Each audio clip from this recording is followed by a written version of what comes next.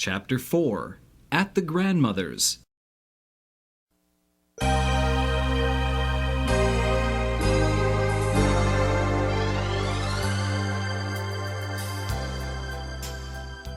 As the summer passed, Heidi grew very tanned and strong and healthy, and she was as happy as the merry little birds in the trees. Soon came the autumn, and one frosty morning, Peter arrived blowing on his fingers to keep them warm. Heidi prepared to go with him to the meadow, but her grandfather said, "Not today, Heidi. That strong wind might blow you right over the cliffs."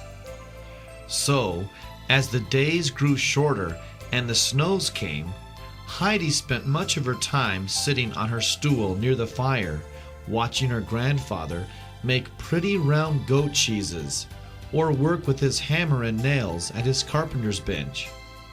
One afternoon, as Heidi and her grandfather were sitting at the table having lunch, they heard a great stamping sound outside the hut. Finally, the door flew open and Peter burst in. Snow clung to his hair, covered his jacket, and sat in clumps on his boots. Heidi laughed at the sight of him, for as he warmed himself by the fire, the snow that covered his clothes began to melt. She thought he looked like a waterfall. "How are you, General?" the grandfather asked. "I suppose that since you no longer have a goat army, you must chew on your pencil instead?" Heidi was instantly curious. Why must he do that? "Sometimes chewing a pencil helps with difficult tasks like reading and writing," the grandfather explained. "Isn't that right, General?" Heidi was fascinated by this bit of information, and she peppered Peter with questions about school. Finally, the old man said, "Well, General, now you have been under fire and need strengthening. Come stay to supper with us." Peter's eyes widened when he saw what a fine piece of sausage the Alm uncle had placed on his plate, alongside a thick slice of bread. Peter had not eaten anything so good for ages, and he ate with relish. After their meal, Peter started for home. I'm in school all week, He told Heidi as he stood in the doorway. but I'll try to come again next Sunday, and you must come visit my grandmother sometime. The idea delighted Heidi. We must go see Peter's grandmother today. She said the next morning, and the next. She is expecting us. But each time the old man replied. "Not today. The snow is too deep." On the fourth day, when the cold was so bitter that the snow cracked with every footstep, Heidi said again, Today I really must go to the grandmother's. She will tire of waiting for me. The grandfather rose from the table, went up to the hayloft, and brought down Heidi's heavy coverlet. "Well, come along," he said. Heidi threw on her warmest clothes and ran outside to find her grandfather sitting on a large sled. He placed Heidi in front of him and wrapped her in the coverlet. Holding her tightly with one arm, he took hold of a large stick attached to a steering bar across the front of the sled, gave a mighty push with his feet, and they were off. Straight down the mountain they flew, with a spray of snow from the runners streaming into their faces. They stopped right in front of Peter's hut. The old man helped Heidi out of the sled and said, "You go inside, and when it begins to grow dark, come out again and start up the mountain." Then he turned around with his sled and began pulling it up the snowy path. Heidi opened the door of the rickety hut and stepped inside. By the glow of a small fireplace, she could see a little old woman bent over a spinning wheel. How do you do, grandmother? The old woman lifted her head and sought with her hand until she touched the hand Heidi held out to her. Are you the child who is living with the uncle? She asked. Yes, I'm Heidi. How does the child look, Bridget? She called to Peter's mother. Is she frail like her mother, Adelheid? She has curly hair like Tobias and a delicate form like her mother. She looks very well. So what Peter says must be true. The uncle is taking good care of her. Whoever would have believed such a thing? As the women talked over her head, Heidi gazed around. She saw the shutters sagging on their hinges and said suddenly, My grandfather will mend those for you. He can fix anything.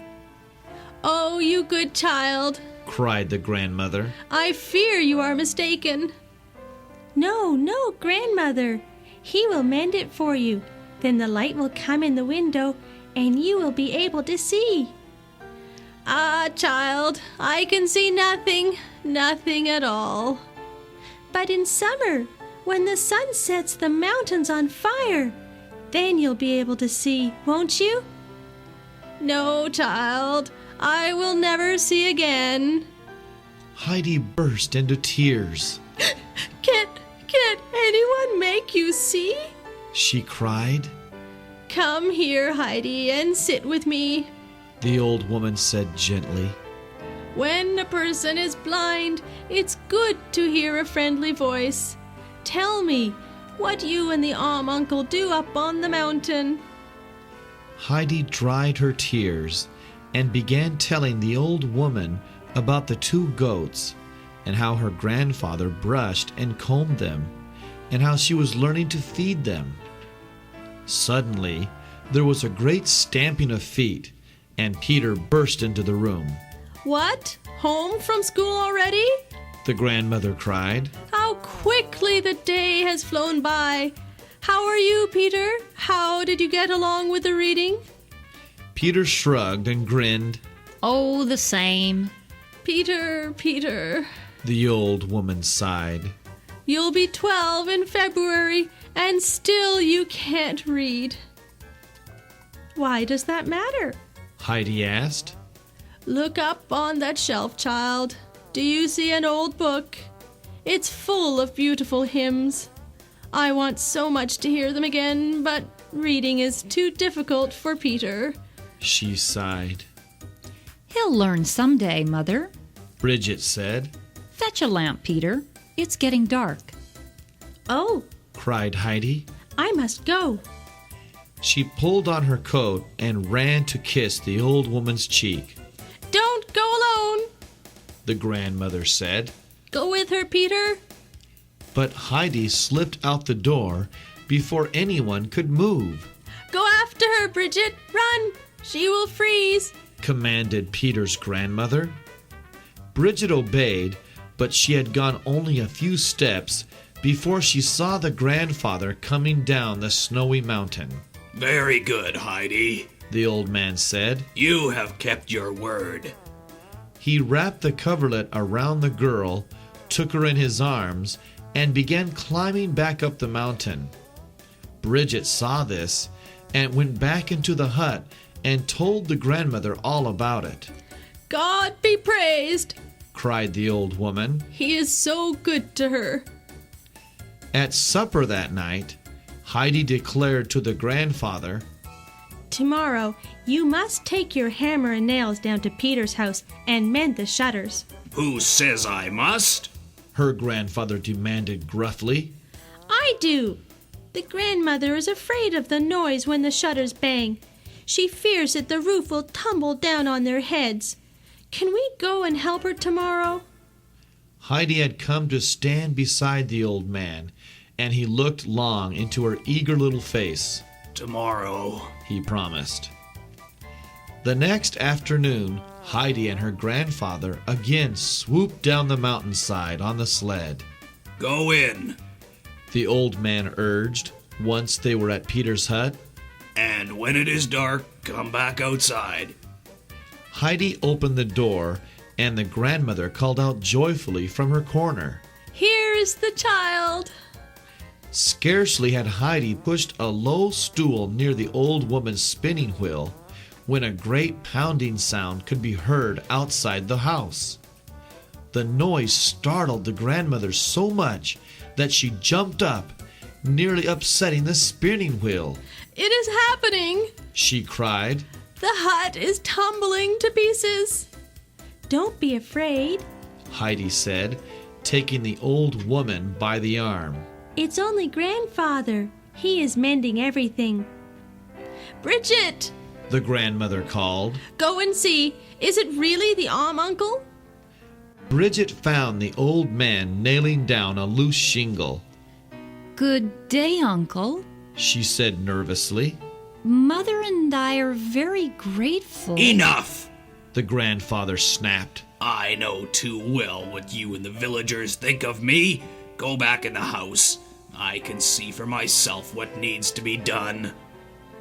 Bridget hurried inside again and reported their conversation to the grandmother. You see, God has not forgotten us, the old woman replied. And so the winter passed. Every day, the grandfather wrapped Heidi in the coverlet for the ride down the mountain. Every day, he stopped up more holes and nailed down more boards until the grandmother's hut was snug and sound. Heidi was sad when she realized that not even her grandfather could make the old woman see again. But the grandmother reassured her. Your voice helps me to see, she said. Tell me again about your days up on the mountain with the goats.